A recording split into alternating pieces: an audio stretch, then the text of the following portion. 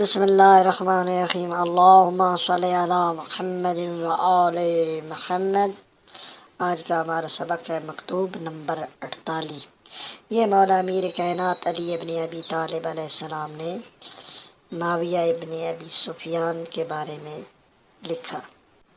امیر کائنات علی ابن ابی طالب نے فرمایا، یاد رکھو سرکشی اور دروغ گوئی انسان کو دین اور دنیا میں رسوا کر دیتی ہے، اور نکتہ چینی کرنے والے کے سامنے اس کی خامیاں کھول دیتی ہے۔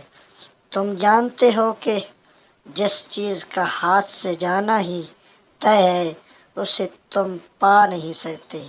بہت سے لوگوں نے بغیر کسی حق کے کسی مقصد کو چاہا اور منشاء الہی کے خلاف تعویلیں کرنے لگے تو اللہ نے انہیں جھٹلا دیا۔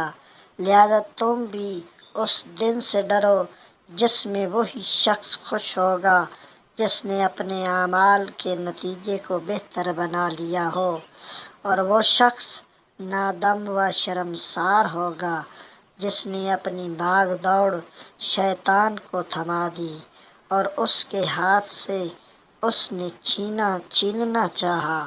اور تم نے ہمیں قرآن کے فیصلے کی طرف دعوت دی، حالانکہ تم قرآن کے اہل نہیں تھے، تو ہم نے تمہاری آواز پر لبیک نہیں کہی بلکہ قرآن کے حکم پر لبیک کہی۔ والسلام۔